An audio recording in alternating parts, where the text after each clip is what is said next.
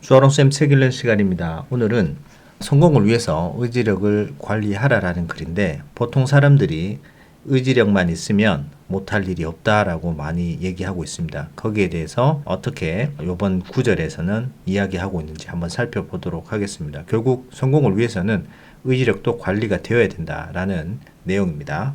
책 내용 살펴보도록 하겠습니다. 일부러 고생을 하고 싶어 하는 사람이 어디 있겠는가? 누가 알면서도 곤란한 상황에 발을 들이고 일부러 진퇴양난의 상황을 만들며 의도적으로 불리한 입장에 처하려 하겠는가? 아마 그럴 사람은 없을 것이다. 하지만 대부분의 사람들은 자기도 모르는 사이에 그런 일을 한다. 그것도 매일 의미를 정확히 이해하지도 못한 채 성공과 의지력을 직접 연결시키려고 하는 것은 실패로 가는 지름길이다. 우리가 그럴 필요는 없지 않은가? 단호한 결심의 중요성을 말하는 영국의 속담이 있다. 뜻이 있는 곳에 길이 있다. 그런데 내가 생각하기에는 아마 이 속담으로 도움을 받은 사람보다 엉뚱한 길로 빠져든 사람이 더 많을 것 같다. 입에 잘 붙는 쉬운 말이어서 그런지 그 진정한 의미를 되새겨보는 사람이 거의 없다. 인간이 지닌 정신 능력의 위대함을 찬양하는 방식으로 널리 알려진 의지력은 성공에 필요한 1차원적인 처방전으로 오해되곤 한다. 하지만 의지력이 강한 힘을 발휘하려면 그 이상의 것이 필요하다. 의지력이 단순히 사람의 투지를 불러오는 장치라고 생각한다면 똑같이 중요한 다른 요소를 빼먹은 셈이다. 그건 바로 의지력과 함께 반드시 필요한 타이밍이라는 요소다. 지금까지 살아오면서 나는 의지력에 대해 곰곰이 생각해 본 적이 없었다. 그러다가 딱 한 번 어느 순간에 그 주제에 푹 빠져버리고 말았다. 자신의 행동을 결정하기 위해 스스로를 통제할 수 있는 능력이라니 정말로 멋진 발상이 아닐 수 없었다. 거기에 훈련을 더하면 곧 습관이 된다. 반면 훈련 없이 자연스럽게 쓸 수 있다면 그것이야말로 가공되지 않은 순수한 힘이다. 의지의 힘 말이다. 의지력을 이용하면 성공은 내 것이다. 나 역시 그 말만 믿고 야심차게 움직였다. 하지만 안타깝게도 그리 오래 가진 못했다. 의기양양하게 의지를 가지고 덤벼들자 처음에는 목표가 별것 아닌 것처럼 보였지만 얼마 지나지 않아 기운이 쭉 빠지는 일이 벌어지고 말았다. 언제나 의지력이 충만한 것은 아니었던 것이다. 의지력은 어떤 순간엔 하늘을 뚫을 것만 같다가도 또 다음 순간이면 펑 하고 연기처럼 사라져 버렸다. 그리고 또 어느 순간 충만해져서 투지를 불태우다가도 돌아서면 또 완전히 없어져 버리고는 했다. 그건 내 마음대로 쓸 수 있는 게 아니었다. 나의 의지력은 발이라도 달린 것처럼 제멋대로 나타났다 사라졌다. 부르면 제깍제깍 나타나는 온전한 의지력을 바탕으로 성공을 쌓는다는 전략은 효과가 없었다. 처음 드는 생각은 이랬다. 내게 문제가 있는 건가? 나는 실패자인 건가? 그런 것이 분명했다. 내게 투지 따윈 전혀 없는 것 같았다. 기계 같은 것도 내적인 힘도 당연히 없었다. 그래서 나는 더욱 용기를 내고 결의를 동원하여 노력을 2배로 높였다. 그리고 나서는 다시 한번 씁쓸한 결론에 도달했다. 의지력은 늘 꺼내 쓸 수 있는 것이 아니라는 것이었다. 동기가 아무리 강하대도 의지력은 늘 내 곁에서 나의 부름을 기다리고 있는 것이 아니었다. 당황스럽지 않을 수 없었다. 의지력은 항상 내 안에 있고 내가 원하면 언제든 가져다 쓸 수 있는 것인 줄 알았다. 하지만 그런 내 생각이 틀렸다. 의지력이 늘 발휘될 수 있다는 말은 거짓말이다. 사람들은 보통 의지력이 중요하다고만 생각하지 그것이 우리의 성공에 얼마나 결정적인 역할을 하는지 명확히 이해하지는 못한다. 의지력도 피곤함을 느낀다. 의지력을 휴대전화에 남은 배터리 양이라고 생각해보자. 우리는 매일 아침 건전지 모양의 표시등에 막대기가 가득 찬 채로 하루를 시작하고 시간이 지나가면 의지력을 쓸 때마다 남은 양이 줄어든다. 따라서 건전지 속 막대기가 줄어들 때마다 우리의 결의도 줄어들고 그것이 붉은색으로 변해 깜빡거리기 시작하면 의지력도 바닥이 난 것이다. 의지력의 수명은 정해져 있다. 하지만 조금 한가한 시간이 오면 다시 충전할 수도 있다. 한계가 있지만 다시 만들어낼 수 있는 자원인 셈이다. 가진 양이 정해져 있기 때문에 의지력을 발휘해야 하는 행동을 할 때마다 한 번은 이기고 한 번은 지는 시나리오가 만들어진다. 의지력을 이용해 현재 닥친 상황을 무사히 통과하고 난 후 의지력이 충전되지 않는다면 다음번에는 의지력을 발휘하기 힘들어진다. 힘겨운 하루를 보내고 나면 밤늦게 야식을 먹고 싶은 유혹을 뿌리치기 힘들어지는 것도 이와 마찬가지다. 사람은 누구나 한정된 자원을 잘 관리해야 한다는 것을 알고 있지만 의지력이 그러한 자원 중 하나라는 사실은 잘 모른다. 그래서 의지력이 무한정 공급되는 것처럼 행동하기 일쑤다. 의지력을 음식이나 잠처럼 관리해야 할 자원이라고 생각하지 않아서 자주 곤란한 상황에 처하게 된다. 의지력이 가장 필요한 순간에 의지를 전혀 사용하지 못하게 되기 때문이다.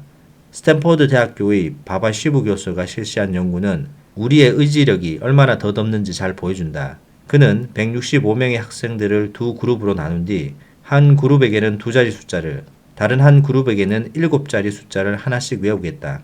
둘 다 평균 지능을 지닌 사람들이라면 충분히 할 수 있는 일이었고 외울 시간도 넉넉히 제공했다. 학생들이 모두 숫자를 외우고 난 뒤에는 다른 방으로 이동해 외운 숫자를 다시 떠올리게 했다. 그리고 다른 방으로 가는 도중 실험에 참여해 준 것에 감사하는 의미로 약간의 간식을 주었다. 참가자는 간식으로 나온 음식 두 가지 중 하나를 고를 수 있었다. 하나는 맛은 좋지만 몸에는 나쁜 초콜릿 케이크였고 다른 하나는 건강에 좋은 생과일이었다. 여기서 아주 흥미로운 결과가 나타났다.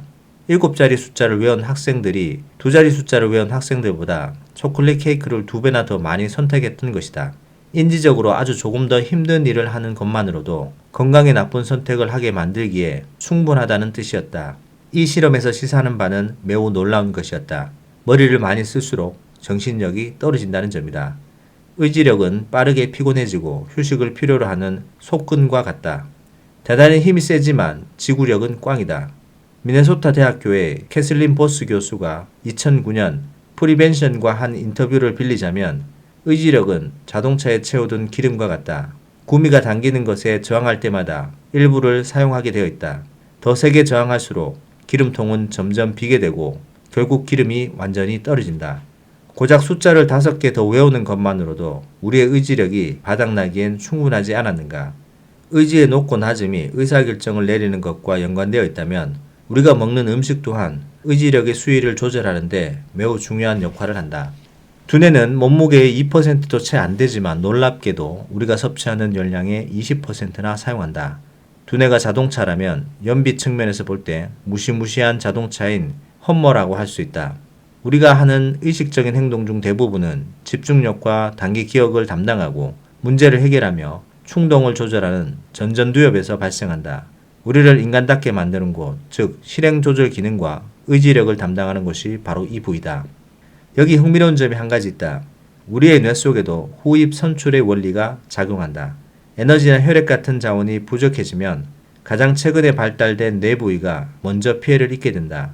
호흡과 신경 반응 같은 것들을 조절하는 더 오래되고 더 많이 발달된 부위가 먼저 혈액을 공급받고 이런 부위는 한 끼를 굶더라도 사실상 거의 아무런 영향을 받지 않는다. 반면 전전두엽은 즉각적으로 그 여파를 느낀다. 안타깝게도 인간 발달 측면에서 상대적으로 최근에 발달한 전전두엽은 식사 시간이 다가오면 한없이 여리고 약한 처지가 된다. 최근의 연구를 보면 왜 이것이 중요한지 알 수 있다. 2007년에 성격 및 사회심리학 회보에서 실린 한 논문을 살펴보면 영양과 의지력 사이의 연관관계를 다룬 9개의 연구가 나와 있다. 그중 한 연구에서 실험 참가자들에게 의지력이 필요한 일과 필요 없는 일을 각각 시키고 그 일을 하기 전과 후의 혈당 수치를 측정했다. 의지력을 발휘한 참가자들은 혈륜의 포도당 수치가 현저하게 떨어진 것으로 나타났다. 두 번째 실험은 의지력이 필요한 일을 2가지 연달아 하게 했을 때 각각의 성과에 어떤 차이가 있는지 알아보는 것이었다. 첫 번째 과제가 끝나고 두 번째 과제가 시작되기 전 한 그룹에게는 진짜 설탕을 넣어 달게 한 레모네이드 한 잔을 주었고 다른 한 그룹에게는 가짜당, 즉 인공 감미료를 넣은 음료를 주었다. 가짜당을 제공받은 그룹은 설탕이 든 음료를 마신 그룹보다 실수를 저지른 비중이 약 2배 높았다. 이런 연구들은 의지력이 회복이 느린 정신적 근육과 같다는 결론을 잘 뒷받침한다. 한 가지 일을 위해 의지력을 사용했다면 연료를 재충전하지 않는 한 다음번 일을 할 때 필요한 의지력이 부족해진다. 최선을 다하려면 말 그대로 우리의 정신력에 무언가를 먹여야 한다. 그야말로 생각을 위한 음식이 필요하다는 말이다. 오랜 시간 동안 균일하게 혈당을 높여주는 음식, 즉 복합 탄수화물이나 단백질이 높은 성과를 올리는 사람들의 연료가 된다. 말 그대로 우리가 먹는 음식이 곧 우리가 된다는 것을 알 수 있다. 내가 옳다고 생각하는 것이 정말 옳은가? 의지력과 관련하여 맞닥뜨리는 심각한 도전 과제 중 하나는 바로 의지력이 떨어지면 기본값의 상황으로 돌아가려는 경향이 있다는 점이다. 스탠포드 경영대학원의 조너선 레바브와 이스라엘 벤 구리온 대학교의 리오라 아브나임 페소, 샤이 덴지거는 이에 대한 흥미로운 연구를 진행했다.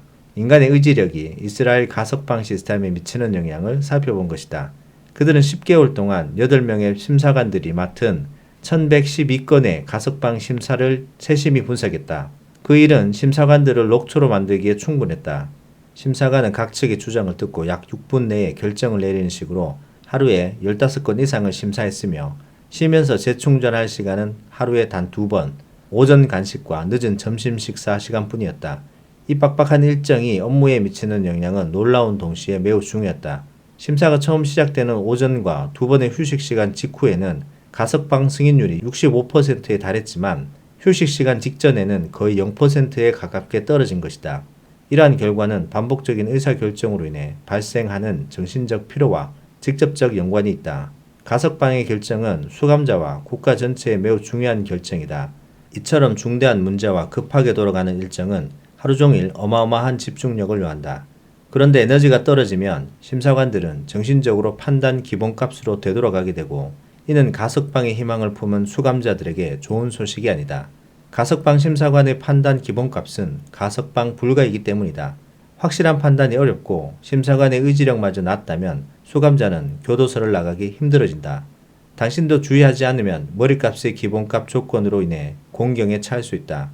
의지력이 바닥나면 우리는 보통 기본값 조건에 의지한다. 여기에서 문제가 발생한다. 그렇다면 당신의 기본값은 무엇인가?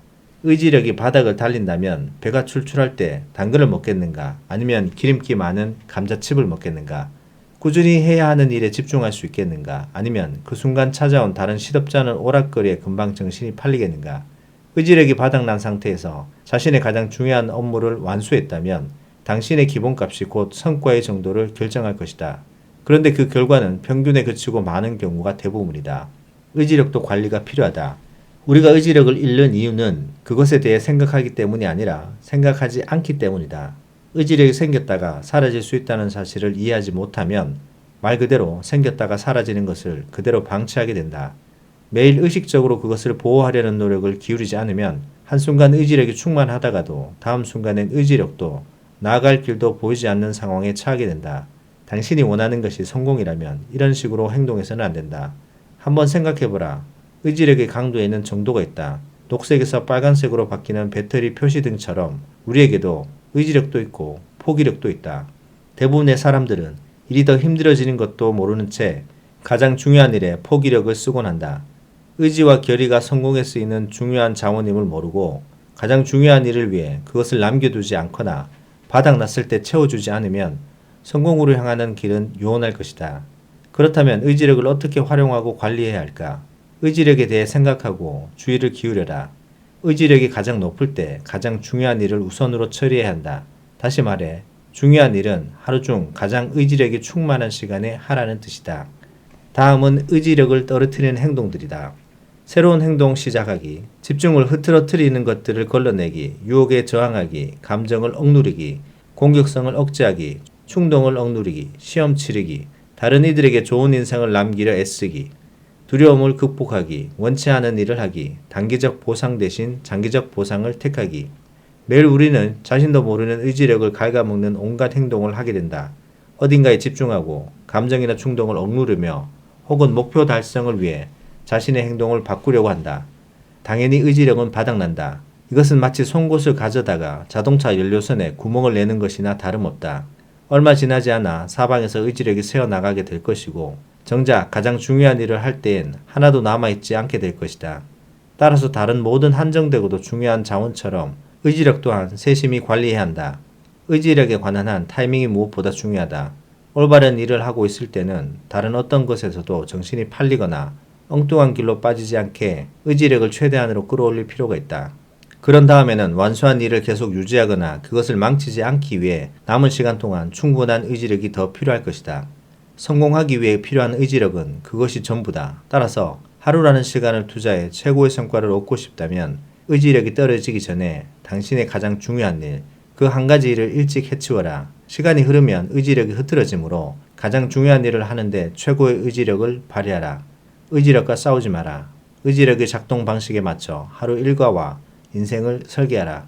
의지력을 늘 꺼내 쓸 수는 없을지 몰라도 가장 중요한 일에 가장 먼저 사용할 수는 있을 것이다. 자, 여기까지입니다. 의지력만 있으면 모든 것은 다 할 수 있어 라는 얘기를 많이 듣는데 그 의지력이 한계가 있고 자동차의 연료처럼 자꾸 꺼내 쓰다 보면 바닥이 보이는 그런 순간이 옵니다. 그래서 그 의지력이 가장 충만할 때 가장 중요한 한 가지를 해내라. 그것이 최우선이라고 말하고 있습니다. 그래서 의지력을 자동차의 연료 게이지를 우리가 수시로 확인하듯이 우리가 의지력을 관리를 꾸준히 할 때 좋은 성과를 낼 수 있다고 얘기를 해주고 있습니다. 다시 한번 생각해 볼 수 있는 좋은 구절인 것 같습니다. 오늘은 여기까지 하도록 하겠습니다. 책 내용 도움되셨다면 구독, 좋아요 부탁드립니다. 감사합니다.